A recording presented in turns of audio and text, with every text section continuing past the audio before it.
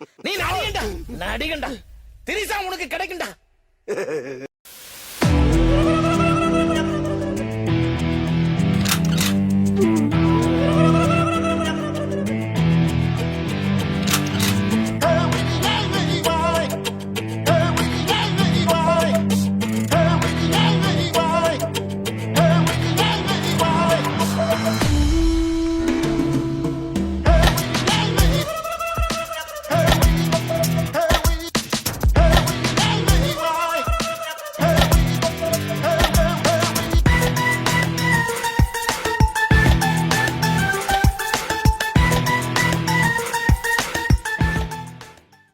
இருக்கும், கவுண்டர் இருக்கும், கலாய் இருக்கும், ஏகப்பட்டது இருக்குமா அப்படின்னு சொல்லிட்டு பார்த்தா அண்ணன் அமைதியா இருக்காரு, எல்லாரும் பேசுறாங்க. அப்படின்னு இந்த சேஞ்ச் என்ன நிறைய நீங்க ஏதாவது மாற்றணும் அப்படின்றதுக்காக மாத்துறதா இல்லை எப்படின்னா?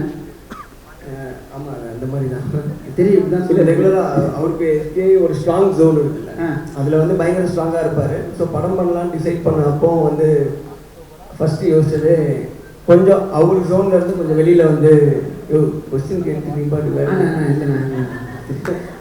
கேமரா ப்ராப்ளம்ஸ் அப்படின்னா சொல்கிறேன். நீங்கள் இங்கே பார்த்து பேசுகிற மாதிரி இருக்கு, நீங்கள் அங்கே போய் அங்கே உட்காந்து கேள்வி கேளுங்க. நான் இன்னும் ஓரமாயிடுவேன்னு பயந்தேன், வேற ஒன்றும் இல்லைண்ணே. இப்படி வந்துடுறேன், நான் மைக் எடுத்துட்டு வரேன்னு சொன்னேன்.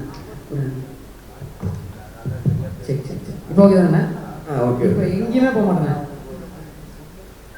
ஸோ அது வந்து பர்பஸாக அப்படி பண்ணது தான் கொஞ்சம். ஏன்னா இப்போ எஸ்கே ஜோனில் படம் பண்ணுறதுக்கு எனக்கு கொஞ்சம் அவ்வளோ அந்த மாதிரி பண்ண முடியுமான்னு எனக்கு தெரியல. ஸோ அதனால் எனக்கு எது கொஞ்சம் கான்ஃபிடென்ட்டாக இருக்கும் அந்த ஜோனில் அவரை வச்சு பண்ணலாம் அப்படின்னு சொல்லி அவரை பேசி கொஞ்சம் பிரெயின் வாஷ் பண்ணி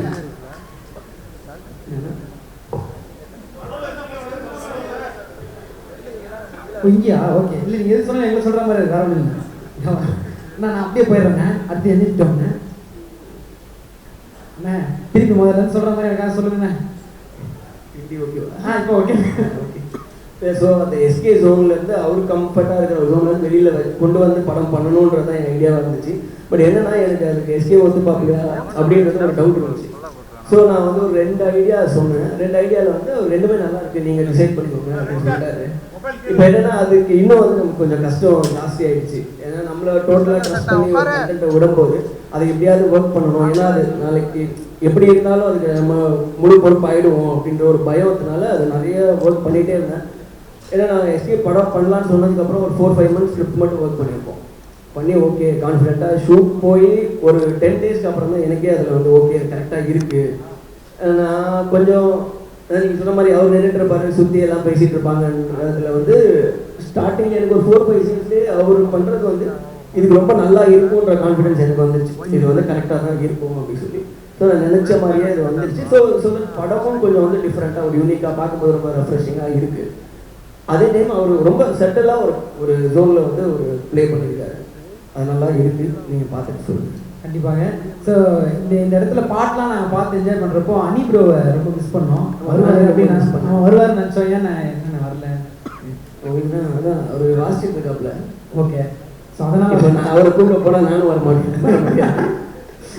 நான் கேட்டேன், நான் ஏன் நீங்கள் வரீங்க வாங்க அப்படின்னு. நான் வருவேன், படம் வராது பரவாயில்லையா.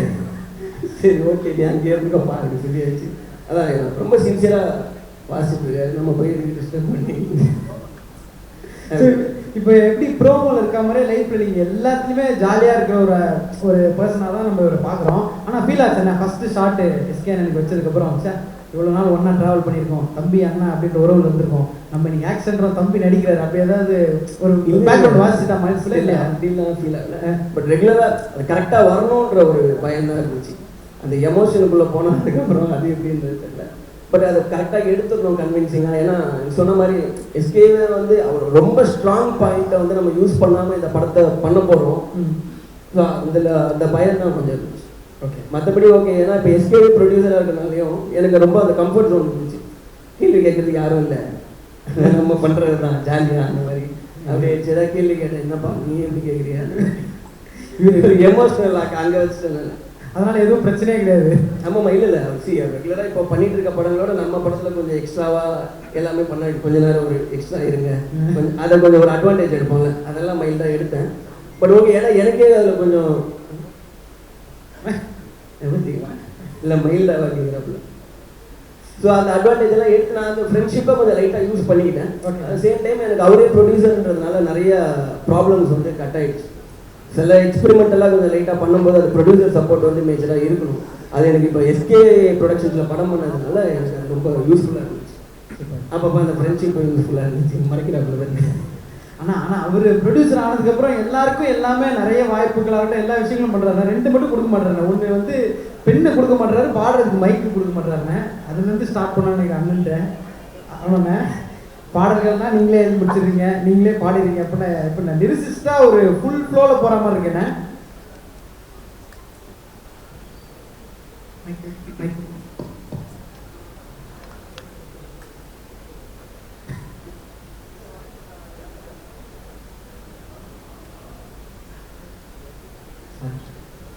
ஹலோ. ஃபர்ஸ்ட் நான் பேச ஆரம்பிக்கிறதுக்கு முன்னாடி நான் எல்லாருக்கும் ஒரு பெரிய விஷயம் சொல்லிக்கிறேன். நான் ஃபஸ்ட்டு வந்திருக்கிற பத்திரிகை, தொலைக்காட்சி, இணையதள நண்பர்கள், கேமராமேன், ஃபோட்டோகிராஃபர்ஸ் எல்லாரையும் ஒரு 2 இயர்ஸ் கழித்து சந்திக்கிறதே எனக்கு ரொம்ப சந்தோஷமாக இருக்குது. ஹோப் எல்லாருமே ஒரு பெரிய ஒரு ட்ராவலுக்கு அப்புறம் இந்த கொரோனாவோட எல்லாருக்குமே அதனுடைய தாக்கம் இருந்திருக்கும். அதுக்கப்புறம் இன்னைக்கு எல்லாரும் திரும்ப வந்துருக்கோம். இதான் நியூ நார்மல்னு சொல்கிறாங்க. இனிமேல் இப்படி தான் விழாக்கள் நடக்கும் அண்ட் படம் ரிலீஸும் இப்படி தான் இருக்கும் அப்படின்னு நினைக்கிறேன் நான். ஸோ ஆல்மோஸ்ட் 2 இயர்ஸ் கழிச்சு சந்திச்சதில் ரொம்ப சந்தோஷம் அண்ட் தேங்க்யூ எல்லாரும் வந்ததுக்கு. இப்போ நம்ம வேலையை ஸ்டார்ட் பண்ணலாம். எஸ்ண்ணே. கேளுங்க. என்ன நான் பண்ணலை. ப்ரொடியூசர் ஆனதுல இவ்வளோ நல்ல விஷயங்கள் இருக்கு, எல்லாம் இருக்குண்ணே. ஓகே. அதில் நானும் ஒருத்தர் நீங்கள் எவ்வளோ நல்லது பண்ணியிருக்கீங்கன்னு தெரியும். ஸோ அதெல்லாம் சூப்பர்ண்ணே. ஆனால் இந்த பேனாவை மட்டும் கொடுக்க மாட்டேங்கிறேன் பாட்டு எழுதும்போது யார்கிட்டையும். ஐயோ அப்படி கிடையாது. அவங்க தான் எழுத சொல்லி பேக்கரியை டெவலப் பண்ணாலும் வேணும் என்ன வேணும்னு அந்த மாதிரி ஒரு பாட்டு நம்ம எழுதி அது ஒன்று ஹிட் ஆயிடுச்சு. அது அவர் ஆரம்பிச்சு வச்சது தான். அது கொரோனாவுக்கு எனக்கே எழுத முடியுன்ற நம்பிக்கையெல்லாம் கிடையாது. அவர் தான் வந்து இல்லை எனக்கும் கிடையாது. அப்போ யாருக்கு தான் இருந்துச்சுன்னு தெரியல. ஸோ அவர் ஆரம்பிச்சு வச்சிருந்தான். அந்த கல்யாண வயசு தான் சாங் ஹிட் ஆனோன்னா ஓகே பாட்டு எழுதுனா போலியே ஹிட் ஆகுது அப்படின்னு சொல்லி எழுதுனது தான். ஸோ அந்த செல்லம்மா சாங் வந்து நான் எழுதுறேன் அப்படின்னு சொல்லும்போது ஓகே ஃபைன் அப்படின்னு. சோ பேபி சாங் எழுதணும் போது தான் எனக்கு கொஞ்சம் அப்படியே ஜெர்க் அடிச்சிச்சு எனக்கு. ஏன்னா அது ரொம்ப ப்ராப்பராக எழுதணும். அது ஒழுங்காக லிரிசிஸ்டாக பிஹேவ் பண்ணணும் ஃபர்ஸ்ட். நான்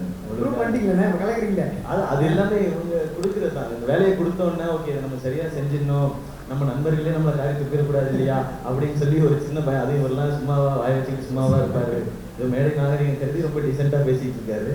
அதனால அதை கரெக்டாக எழுதிடணும், கரெக்டாக எழுதணும் அப்படி யோசிக்கிறது தான். நம்ம பேனா வச்சு நான் பேனா எடுத்து எழுதுறதும் இல்லை, மொபைலில் தான் டைப் பண்ணுறேன்.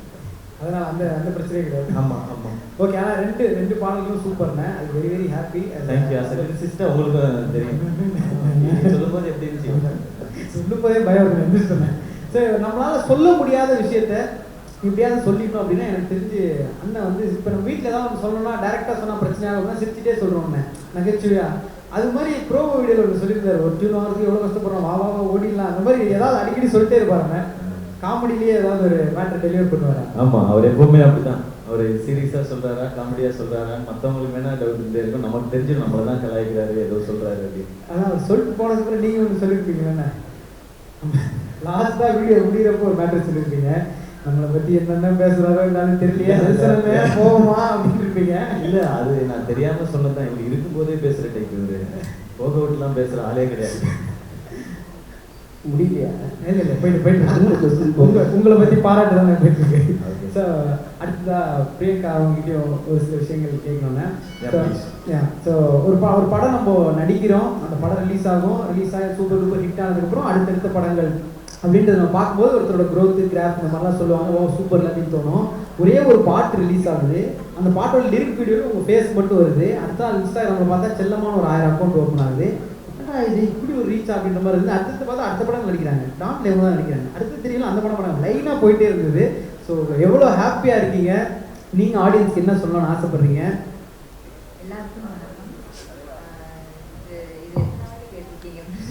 நான் இதை தனியாக உங்ககிட்ட கேட்குறேன். அதெல்லாம் நீங்கள் சொல்லக்கூடாது, நான் ஃப்ரெஷ்ஷாக உங்களுக்கு கேட்குற மாதிரி கேட்குறேன். ஸோ இது நான் பிளெஸ்ஸிங்காக தான் நான் பார்க்குறேன். பிகாஸ் டாக்டர் ஒரு 1 இயர் பேக்கே ரிலீஸ் ஆக வேண்டியது, பட் போஸ்ட் பேண்டமிக் இப்போ ரிலீஸ் ஆகிட்டு இருக்கு. It's very happy. பட் இருந்தாலும் இந்த மாதிரி ஒரு எனக்கு ஒரு வரவேற்பு கொடுத்துருக்காங்க. It's very welcoming. அண்ட் எனக்கு தெரியல அது எப்படி எனக்கு இந்த படம் எல்லாம் கிடைச்சது. I really don't know. I feel it's a blessing of I just feel it's a blessing, yeah. Okay, இந்த பிளஸிங் இன்னும் நிறைய தொடர்ந்துட்டே இருக்கும் அப்படின்றது மட்டும் எங்களுக்கு தெரியுது. ஸோ கலக்குங்க, திம்சம் பண்ணுங்க அடிச்சு, அது அழகாக தமிழ் பேசுறீங்க, அது ரொம்ப ரொம்ப சந்தோஷமான விஷயம். Thank you so much. ஸோ நம்ம வந்து ஒருத்தர் பயங்கரமாக பார்க்குறோம், ஒரு பார்க்கும்போது இப்போ எப்படி இருக்காரு, என்ன ஹைட் நமக்கு இல்லையே, என்ன கலர், இந்த கலர் நமக்கு இல்லையே, அப்படியே பார்த்து ரசிச்சுட்டு இருக்கோம். அப்புறம் ரீசெண்ட் டைம்ஸ்ல ஆகுதுன்னா பெண்கள் வந்து வில்லன்களையும் ரசிக்க ஆரம்பிச்சிட்டாங்க. வாவ் இஸ் வாய்ஸியா அந்த மாதிரிலாம் பார்க்க ஆரம்பிச்சிட்டாங்க. ஸோ அப்படி பார்த்து கேர்ள்ஸ் வில் கோ கிரேசி அப்படின்றதும் இருந்துட்டு இப்போ பார்க்குறப்போ டெரர் வில்லனா அப்படியே கப்பா அப்படின்ற ஒரு ஃபீலுக்கு மாறி இருக்கீங்க வினய் ப்ரோ. ஸோ ஃபஸ்ட்டு ரொம்ப சந்தோஷம் உங்களை பார்க்குறதே, very very happy, nice meeting you. So doctor பற்றி நீங்கள் கண்டிப்பாக சொல்லணும். மைக்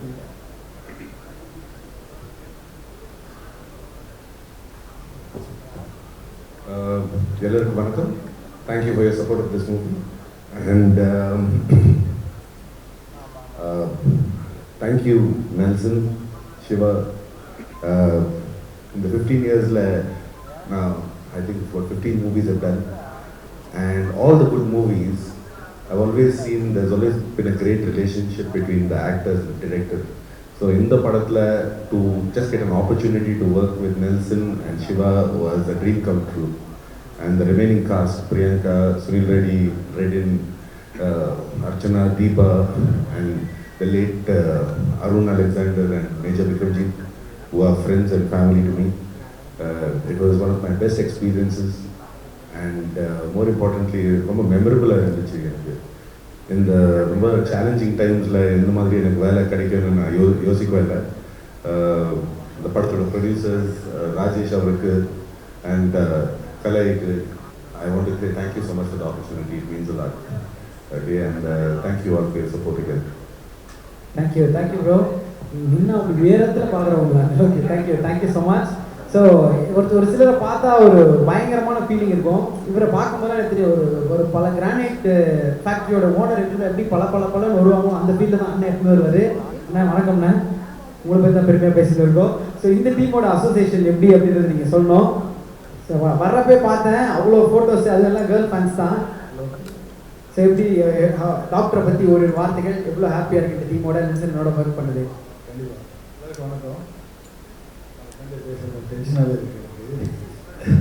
நீங்கள் டென்ஷனாவா? பார்க்க தான் டெரராக இருக்குன்னு தவிர, அது நெல்சன் சார் சொன்னார், நீங்கள் எது ரவுடியாக பண்ணுறீங்களா, சாஃப்ட் கேரக்ட் பண்ணுறீங்களா? நான் ரவுடியாவா? சரி, ஓகே, நீங்கள் எப்படி சொன்னாலும் அப்படி பண்ணுறேங்க. அப்புறம் ஃபஸ்ட்டு ஃபோட்டோ ஷூட் பண்ணார், பண்ணிவிட்டு க்ளீன் ஷூட் பண்ணிட்டு போனேன். ஐயா இது வேலைக்கே ஆகலையே, நீங்கள் தாடி விட்டுருங்க அப்படின்னா. எத்தனை நாளைக்குங்க தாடி விடணும் அப்படின்னு நான் சொல்கிற வரைக்கும் விடுங்கன்னாரு. அப்படி விட்டு ஸ்க்ரீன் மேலே அப்படி சரி, இப்போ அதில் நடிக்கிறீங்களா, இதில் நடிக்கிறீங்களா? நீங்கள் எனக்கு தெரிஞ்சு சாஃப்ட் மாடலாம் இல்லையா, டெரராக இருப்பீங்க போல. ஆக்சுவலாக ஒரு சீன் இருக்குது, நாங்கள் எல்லாரும் உட்காந்து பேசுகிறேன். அதில் எனக்கு எப்போ அண்ணனை பார்த்தாலும் அதுதான் ஞாபகம் வரும். யோகி பாபு வந்து ஒரு சீனில் பேசிட்டு போகும்போது அது ஸ்கிரிப்டில் இல்லை, யாரா வைபவுக்கு வயசான கிட்ட போட்ட மாதிரி தான் அப்படின்ட்டு எதிர்த்து போயிட்டாரு கடன்னு. நான் இப்போ கண்ட்ரோல் பண்ணிட்டு அப்புறம் திரும்பி சிரிச்சுட்டேன். இல்லை ஒன்மோர் எடுத்துக்கலாம், என்னால் சிரிக்காமல் இருக்க முடியல. அந்த ஃபஸ்ட்டு சீன் அண்ணனோட பண்ணும் பொழுதுல அப்படியே பயங்கர புதுசாக இருந்தது. அது வரைக்கும் வெளில ரொம்ப சாஃப்டாக தான் பேசுவாங்க, அது அப்படிலாம். ஆனால் அந்த சீன் நடிக்கும்போது பயங்கரமான ஆட்டிடியூடு. ஆனால் எங்கேயோ போய் நீங்கள் ப்ராக்டிஸ் பண்ணிட்டு வரீங்க, அது பயங்கரமாக பண்ணியிருக்காரு. எனக்கு ரொம்ப பிடிச்சிருந்தது அவரோட டெரர் தான் உள்ள படத்தில் டெரர் தான். அதெல்லாம் நீங்கள் பார்த்து ஓகே அது எல்லாத்தையுமே நீங்கள் கேட்கக்கூடாது இல்லையா? ஓகே, ஸோ வேறு ஏதாவது சொல்ல வந்தீங்களாண்ணா? ஏதோ சொல்ல வந்தீங்களா? இல்லை, எனக்கு விட்டா போதும் அப்படின்னு. ஓகே, ஸோ ஒரு சில நேரம் வெயிட் பண்ணுவோம், எப்போ இவங்க பேசுவாங்க, என்ன ஸ்டேட்மெண்ட் கொடுப்பாங்க அப்படின்ற மாதிரி அந்த ஒரு ஃபீல் கிடையாது. 20 வருஷமா ரெடினை கேட்டுட்டு இருக்க ஒரே கேள்வினா, ரெடின் உனக்கு எப்படா கல்யாணம்? இல்லை, எல்லாருமே காத்துக்கிட்டு இருக்காங்கல்ல, டோனிக்கு எப்போ கல்யாணம் எல்லாருமே தெரிஞ்சுக்கணும்னு ஆசைப்படுறாங்க. டோனிக்கு எப்பதான் கல்யாணம்? அதுக்கப்புறம் இன்னொரு கல்யாணம் பண்ணி இல்லை, இன்னும் சான்ஸ் இருக்கு. போதும், ட்ரை பண்ணலா? போதும்னா என்ன புரியலையே? அவங்க இன்னும் கல்யாணமே ஆகும் கேட்குறாங்க, போதுன்றீங்க. அண்ணா கேட்டால் சொல்லணுண்ணே, இது ஒரு சின்ன ஒரு விஷயம், நீங்கள் பதில் சொல்லி ஆகணுண்ணே. இப்போ நானே பேசி என் மேலே சொத்தடி ஊற்றிக்கிறோம். அப்படி வேண்டாம், உங்களுக்கு சுடு தண்ணி வச்சு தரதுக்கு வாழ்க்கைக்கு ஒரு ஆள் வர்றதுக்கு டேட் கேட்குறாங்க. No any love. எனக்கு அந்த ஒரு கேள்வி தான் தோணுச்சு, எல்லாருக்குமே அந்த கேள்வி தான். டோனிக்கு எப்போ கல்யாணம், டோனிக்கு எப்போ கல்யாணம் அப்படின்னு. இல்லை இப்போதைக்கு இல்லை. சரி நம்ம போட்டு பார்த்துக்கலாம், ஏதாவது செட் பண்ணிக்கலாம், பார்க்கலாம். இது வேலையே மாறுற மாதிரி இருக்குடா, வேற கேள்வி போயிடலாம். இல்லை இதுலேருந்து ஒரு விஷயம் கிளாரிட்டி கொடுத்துருக்கீங்க. ஆல்ரெடி ஒரு நிறைய பேர் கல்யாணம் ஆயிடுச்சுலாம் நினச்சிருப்பாங்க. இப்போ அதெல்லாம் பிரேக் பண்ணிடுறீங்க. So college girls and girl fans இன்னும் அதிகமாகும் டோனி எனக்கு. ஸோ அதுக்கு ஒரு பெரிய பெரிய நன்றி. தேங்க்யூ எனக்கு கேள்வி கேட்டதுக்கு. வேறு ஏதாவது கேள்வி நீங்கள் கேட்க நினைக்கிறீங்களாக்கா? என் தலைவர் இருக்கான் இப்போ மயக்கம் பிடிச்சாங்க, இந்த கழுவி விடி ஊற்றுவோம். வேற ஏதாவது எப்படி இருந்தாலும் நீங்கள் உங்களுக்கு ஃபோன் பண்ணுவார் நீங்கள் கொடுத்த அப்டேட்ஸ்க்காக. அது எக்ஸ்க்ளூசிவ். ஆனால் ஸ்மார்ட்டாக தலைவன் சொல்லிட்டு அவன் பேசுறாரு. அது எனக்கு ரொம்ப பிடிச்சிருந்துச்சு. இது நல்லா இருக்கு இந்த ட்ரெண்ட். எனக்கு ஒரு கொஸ்டின் இருக்கு, நான் படம் சம்பந்தமாகவே கேட்டுருக்காங்க. அவர் வேற மாதிரி ஒரு ஆன்சர் பண்ணாங்க நினைச்சுன்னு.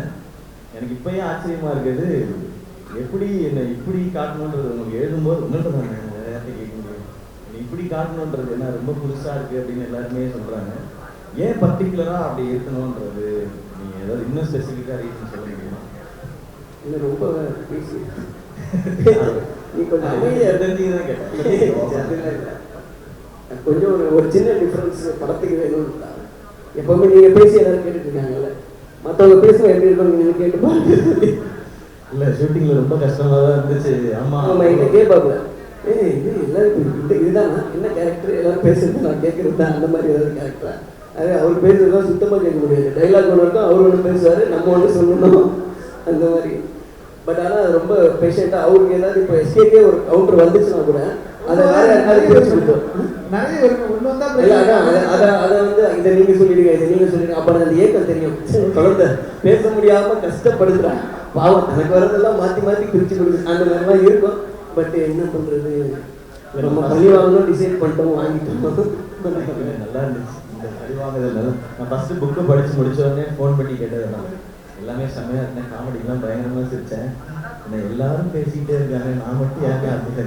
இல்லடா அதான் கேரக்டர், அது அப்படியே வரணும்னா ஷூட்ல இல்லை எனக்கு அப்படிலாம் ஒரு திடீர்னு டோனி ஒன்று பண்ணுவாரு. ஐயோ இந்த இடத்துல இதை சொல்லலாமே அவருக்கு சொல்லல. அவரு எப்படி உங்களுக்கு டைலாக் இல்லை ஜி, அதனால நீங்க யோசிச்சு எங்க சொல்லிட்டீங்கன்னா நான் பேசிடுவேன். அவருக்கு ரைட்டரா யூஸ் பண்ணிட்டு இருக்காங்க. ஸோ அந்த ஃபீல் இருந்துட்டே தான் இருந்துச்சு. அதுவும் ஃபர்ஸ்ட் டே நான் நடிக்கும் பொழுது வந்து எந்த எமோஷனும் காட்டாம அப்படியே ஃபிளாட்டா இந்த டைலாக் சொல்லுங்க அப்படின்னாங்க. அப்படி நமக்கு வந்ததே இல்லையே. நடக்க பாஸ்போர்ட் சைஸ் போட்டோல கூட ஏதாவது பர்ஃபார்ம் பண்ணுவீங்க. ஆமா இன்னொன்று நம்ம வந்து நம்ம ஒரு ஆங்கர் இல்லையா, அவங்களுக்கே தெரியும். இல்லாத கண்டென்ட்டே இருக்கிற மாதிரி பேசி பேசி ஊழலாம் பண்ணி நம்ம பயங்கரமா பண்ணி பழக்கப்பட்டாலே எந்த ஒரு அதாவது சேடாகவும் இருக்கக்கூடாது, ஹாப்பியாக இருக்கக்கூடாது, எந்த இதுவுமே இருக்கக்கூடாது. அப்படியே ஃபிளாட்டாக அந்த டைலாக் சொல்லுங்கும் போது எனக்கு புரியவே இல்லை, எனக்கு வரவே இல்லை. நான் ரொம்ப கண்ட்ரோல் பண்ணி இந்த ஃபர்ஸ்ட் டே மட்டும் எனக்கு கிராஸ் பண்ணுறதுக்கு கஷ்டமா இருந்தது. இல்லை எவ்ரிடே இந்த திட்டாத நாளே எடுத்திருக்காரு. பட் நான் கொஞ்சம் தள்ளி நின்று கேட்காது, அது எனக்கு அப்பப்போ பார்க்கும்போது தோணும், சரி நம்ம தான் இருக்கோம், அப்படியே வெளில போயிடலாம் அந்த மாதிரி. இல்லை அது பட் ஓவராலாக அதை தவிர்த்து பார்க்கும்போது எக்ஸ்பீரியன்ஸாக ரொம்ப புதுசாக இருந்தது.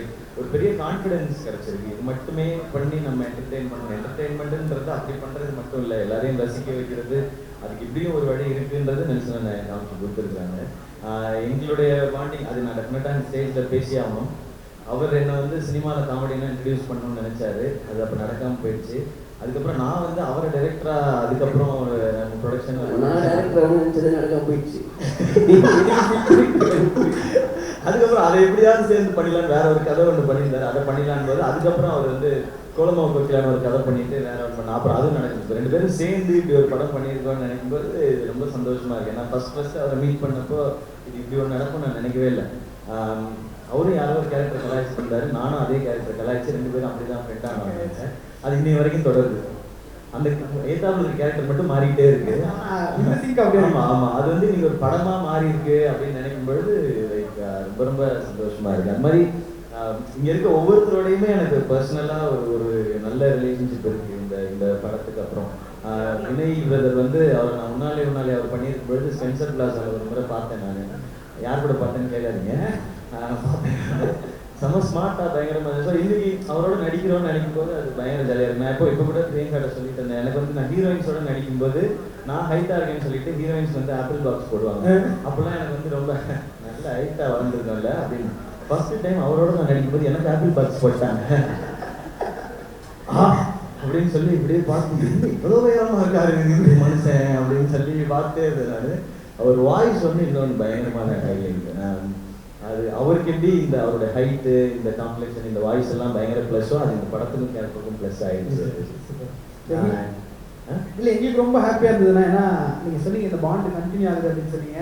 கனால வந்து அண்ணனோட பேர் வச்சிருப்பீங்க அந்த கேரக்டருக்கு. ஆமாம், அந்த கேரக்டரை நீங்கள் வந்திருப்பீங்க. இல்லை எனக்கு என்ன ஒரு உண்மையிலேயே ஒரு நல்ல மனிதனா அந்த நெல்சன் திலீப் குமார்ன்றது இருந்தால் எப்படி இருக்கும் அப்படின்னு அதை அந்த படத்தில் பார்ப்போம். அந்த பேரை வச்சு இதெல்லாம் கேட்காம இருந்ததுனாலே கரெக்டாக அது பாட்டு போய் எல்லாம் அப்படி நினைக்காதீங்க. உண்மையிலே அவர் மேலே இருக்க மரியாதையில நாங்கள் வந்து அந்த பேரை வச்சோம். ஏன்னா நெல்சன் மட்டும் கூட வச்சிருந்துருக்கலாம். அந்த டவுட் யாரும் வந்துடக்கூடாது. நெல்சன் திலீப் குமார்னே வச்சுட்டோம் நாங்கள். அவருக்கு டவுட் வந்தாங்க, சொன்னாரு என்னன்னா நம்ம பேரை வச்சிருக்காங்க, என்ன செஞ்சிருக்காங்க தெரியல. அப்புறம் நான் ஃபர்ஸ்ட் சொல்லும்போது என்னை வச்சு கலாய்க்கிறதுன்னு அந்த பேர் வச்சிருக்கீங்க.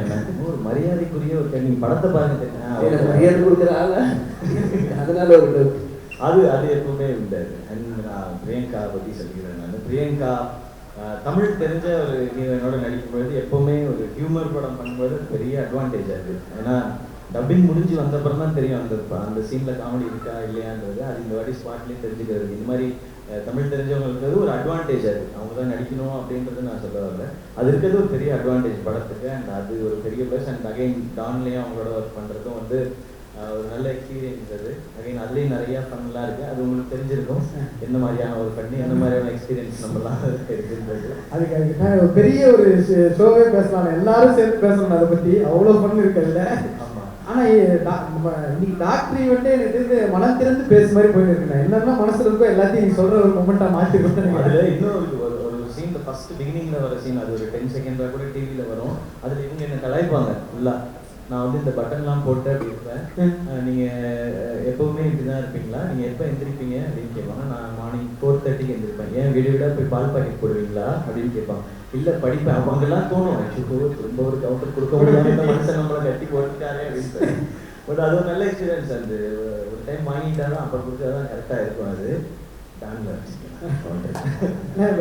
சுனில் அவர் வந்து இன்னைக்கு வந்து ஒரு என்ன சொல்கிறது, ஒரு குருஜி. சீனை தவிர மற்றது எல்லாமே நாங்கள் பேசுவாங்க. சீனை பற்றி மட்டும் அது பேச மாட்டோம் நாங்கள். அது அவர் பார்த்துப்பாரு. அது அவரோட எனக்கு அவர் ரொம்ப பிடிச்சிருக்கு. ஃபஸ்ட்டு நான் பார்த்ததுலேருந்தே இந்த அண்ணன் சூப்பராக இருக்காரு அப்படின்ற ஒரு ஃபீல் இருந்துகிட்டே இருக்காது. சந்தோஷம் அவங்களோட ஒர்க் பண்ணது. அண்ட் ரெடின் அவர் வந்து ஃபயராகவே இருப்பார். என்ன தலை என்ன நமக்கு இன்னும் ஒன்றுமே வரல அப்படின்னு சொல்லி கேட்டே இருப்பார். இல்லை இந்த டைலாக் சொல்லிட்டுமா, நீ கொடுத்த டைலாக் மட்டும் சொல்லியா ஒழுங்கா, நீ கொடுத்த டைலாக் ஒழுங்கா சொல்லு, அப்புறம் உன் டைலாக சொல்லு. ஓகே ஓகே அப்படிதான் பண்ணுவார். இவ்வளோத்தையும் பார்த்துட்டு நான் வந்து சிரிக்காம அதே ரியாக்ஷனோட அப்படியே இருக்கணும். ஒரு சீன்லனா நான் கேட்க சிரிச்சு வந்து மைக்ல இருக்கேன். என்ன டே இப்படி சிரிச்சுட்டே இருந்தீங்கன்னா நாளைக்கு ஒரு நாள் ஷூட்டிங் போகும், நீ தானே ப்ரொடியூசர், உனக்கு பரவாயில்லையா அப்படின்னு. ஐயோ அம்மா நம்ம தான் ப்ரொடியூசர், சிரிக்கக்கூடாது அப்படின்னு. அது மாதிரி சிரிக்க வச்சுட்டே இருப்பாரு. இந்த படத்துல வந்து பிளாஸ்ட் தான் டோனி வந்து பயங்கரமாக பண்ணியிருக்காரு. ஆமாம், எனக்கு வந்து ரொம்ப ரொம்ப ரசித்தேன். அவரோட நிறைய ரியாக்ஷன்ஸ் வந்து பயங்கரமாக ரசித்தேன். அதாவது ஒன்று பயங்கரமாக ப்ராக்டிஸ் பண்ணி பிளான் பண்ணிலாம் ஒன்று பண்ணுவார். அதை பண்ணி முடிச்சோடனே ஒரு ஏன் அப்படி பண்ணுறேன் அப்படின்னு அப்படியே அவர் ஆஃப் பண்ணுவார். திடீர்னு வந்து கேஷுவலாக பண்ணிட்டு போவார். அது ஹிலேரியஸாக இருக்கும். அது அண்ட் ஒரு பயங்கரமான டேலண்ட் அவர். அவருக்கு பிடிச்ச விஷயம் என்னன்னா, நம்ம கிடைக்கிற வாய்ப்புகள் எல்லாம் பண்ணிடக்கூடாது, நம்ம கொடுத்துருக்கிறதுல இருந்து இன்னும் எப்படி சிறப்பாக பண்ணுறதுலாம் தேடி பண்ணணுன்ற இது தாட்டு இருந்துட்டே இருக்கு. அது பயங்கர சூப்பரான ஒரு தாட். அது அதை நான் ரசிக்கிறேன். நான் மற்றவங்கள்ட்ட எல்லாரும் வாங்கி பண்ணுவார். ஸ்கிரிப்டில் படித்தேன், இது ரொம்ப நல்லா இருக்கு, இதை நானே பேசுகிறவா, அப்போ ஹீரோ வீட்டுக்கு அனுப்பிச்சிருவேன் நான் கேட்டது அதே தான். அப்புறம் அவர் கூட யோகி பாபு இருக்காரு, சொல்லவே வேணாம்.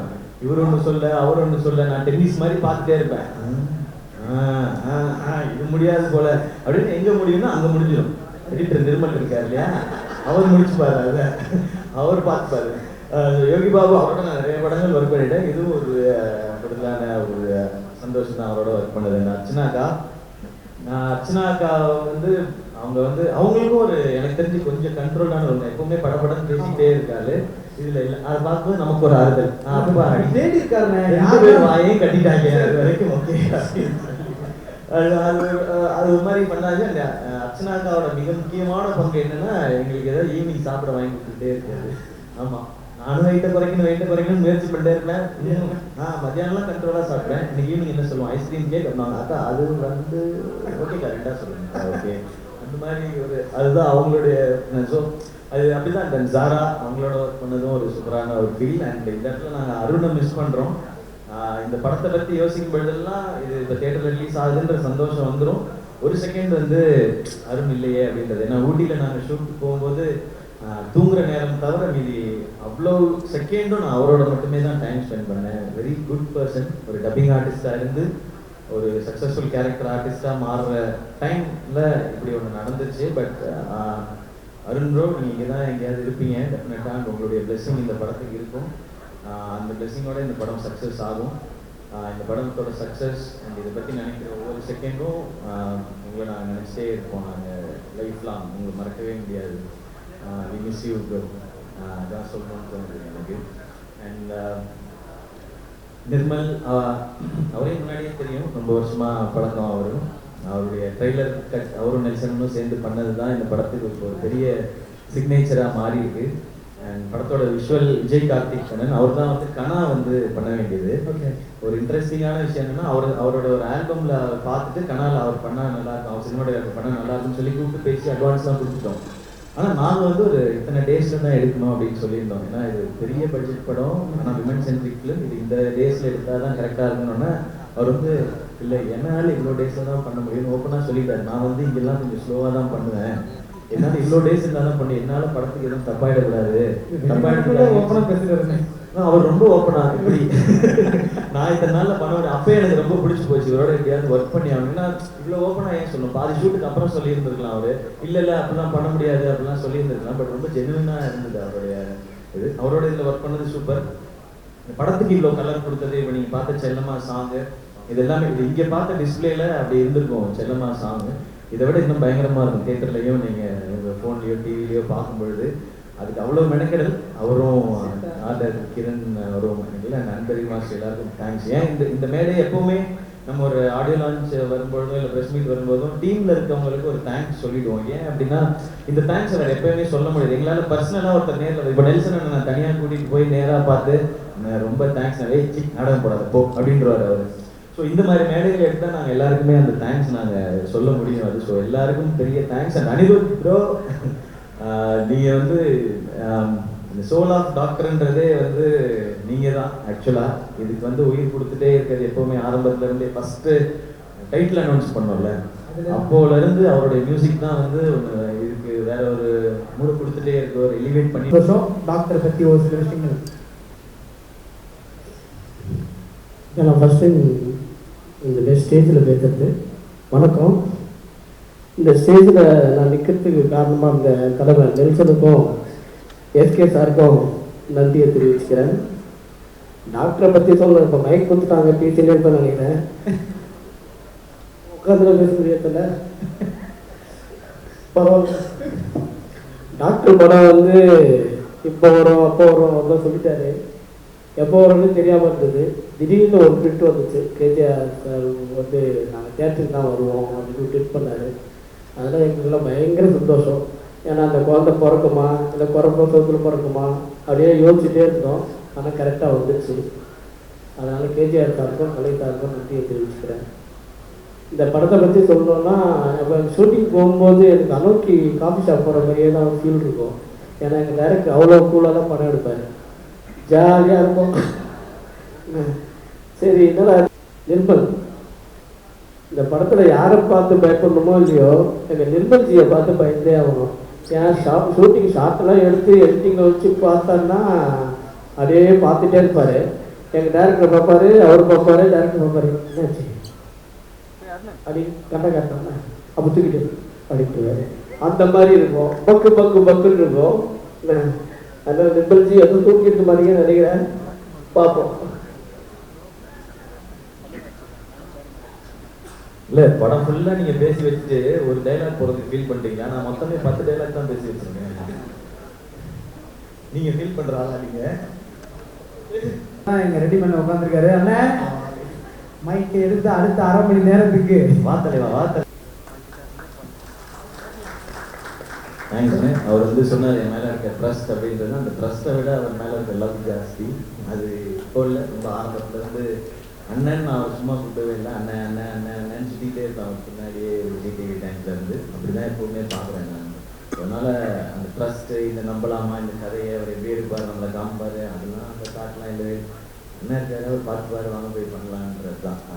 டெஃபினட்டாக இது மாதிரியான ஒரு ஐடியாவை வேற ஒருத்தர் சொல்லியிருந்தா நான் எவ்வளோ கன்வின்ஸ் ஆகிருக்கேன்னு எனக்கு தெரியல. அவர் சொல்லும்போது ஓகே ஜாலி அப்படின்னு. இல்லை, நான் அந்த லுக் டெஸ்ட்லாம் பார்க்கும்போது கூட நம்ம டாக்டர் இதெல்லாம் பார்த்தீங்கன்னா எனக்கு பிடிச்சிருந்தது அந்த எஸ்கே அப்படின்னா. அப்போ இவங்க இவ்வளோ நல்லா இருக்காங்க அந்த மாதிரி நமக்கே ஒரு எனக்கு எடுக்கும்போது எனக்கு அந்த ஃபீல் இருந்தது. இவன் எப்படி நல்லா இருக்காங்க பார்க்கும்போது சீன்லாம் எடுக்கும்போது நிற்கும் போதெல்லாம் சூப்பராக இருக்கு. அந்த மாதிரி எனக்கு நிஜமாவே அந்த ஃபீல் இருந்துச்சு ஷார்ட்லலாம் பார்க்கும்போது. எனக்கு இப்போ பார்க்கும்போதுப்பா நம்ம ஃபோட்டோக்கு ஸ்டில்ல இருக்கும்போது கூட நல்லா இருந்தது. ஸோ நீங்கள் பார்த்துட்டு சொல்லுங்கள் எப்படி இருக்கு அப்படின்னு சொல்லி. கரெக்ட். அண்ட் அக்டோபர் 9th தேட்டரில் வருது. தேட்டருக்கு எல்லாம் வந்து இந்த படம் பாருங்கள். ட்ரெய்லரில் வந்து காமெடி அவ்வளோ வந்து ப்ளேஸ் பண்ண முடியல, ஏன்னா அது எல்லாமே சுச்சுவேஷனலாக இருக்கும். ஸோ கதையை சொல்லி கேரக்டர் சொல்லி சுச்சுவேஷன் சொன்னால் தான் அந்த காமெடி வந்து எல்லோரும் கம்மியாகும். ஸோ அதை வந்து ஒரு 2 செகண்டில் 3 செகண்டில் எங்களால் வைக்க முடியல. பட் நீங்கள் படத்தில் பார்க்கும்போது அது டெஃபினட்டாக இருக்கும். தேட்டருக்கு வாங்க, சேஃப்டி மெஷர்ஸ் எல்லாம் கரெக்டாக எடுத்துக்கிட்டு அந்த ப்ரிகாஷன்ஸோட வந்து தேட்டரில் வந்து பாருங்கள், டெஃபினட்டாக என்ஜாய் பண்ணுவீங்க. இந்த என்டையர் கேஜிஆர் அவங்க டீம் எல்லாருக்கும் தேங்க்ஸ். இப்படி ஒரு ஈவெண்ட் ஆர்கனைஸ் பண்ணதுக்கும் இந்த படம் தேட்டரில் கொண்டு வரதுக்கும் தேங்க்யூண்ணா. ரொம்ப ரொம்ப சந்தோஷம். ஏன்னா ப்ரோ உங்களுக்கு தேங்க்ஸ். லவ்யூண்ணா, தேங்க்யூ ஸோ மச்ண்ணா. ரொம்ப ரொம்ப ஹாப்பி. ஏன்னா இப்படி ஒரு டீம் நம்ம மீட் பண்ணுறோம், 2 வார்த்தை பேசிட்டு படம் வருது அப்படின்னு சொல்லாமல் இவ்வளோ இன்ட்ராக்டிவ், இவ்வளோ ஜாலியாக அதை கொண்டு போனதுக்கு இந்த என்டையர் டீமோட இந்த ஃபேமிலிக்கு ரொம்ப ரொம்ப நன்றி. ஸோ எப்படி ட்ரெய்லர் பார்க்குறப்ப ஹாப்பியாக இருந்தோ, இந்த ப்ரெஸ் மீட் வரப்போ ஹாப்பியாக இருந்தோ, அதே மாதிரி இந்த படத்தை நான் தேட்டர்லேயே செம்ம ஹாப்பியாக பார்ப்போம் நம்பிக்கை எங்களுக்கும் இருக்குது. ஸோ 9th கண்டிப்பாக ஒரே ஒரு தேங்க்ஸ் என்ன சொல்லுங்கள். எஸ்கே ப்ரொடக்ஷனில் Shankar and SK productions team, digital promotion ராகுல் எல்லாருக்குமே வந்து ரொம்ப தேங்க்ஸ். ஏன்னா அவங்க தான் டே நைட்டாக நிறைய ஒர்க் பண்ணியிருக்காங்க. கவிக்கு ஒரு ஸ்பெஷல் மென்ஷன். இந்த படத்தில் வந்து ஸ்கிரிப்ட் டிஸ்கஷன்லேருந்து ஸ்டார்டிங் டே 1 ஸ்க்ராட்ச்லேருந்து ஒர்க் பண்ணிட்டு இருந்தாரு. எண்டு ஃபுல்லாகவே இனிமே ஒர்க் பண்ண முடியுமா தெரியல. இப்போ ஃபயராக போயிட்டு இருக்கு. அதனால லிஃப்டாக போயிட்டு இருக்கேன். லிஃப்டாகி போயிட்டு இருக்கு. ஆமாம், லிஃப்டில் போகிறாரு நம்ம எனக்கு அந்த மாதிரி. தேங்க்யூண்ணா. ரொம்ப ரொம்ப சந்தோஷம். நீ நடிகண்டா திரிசா உனக்கு கிடைக்கும்டா.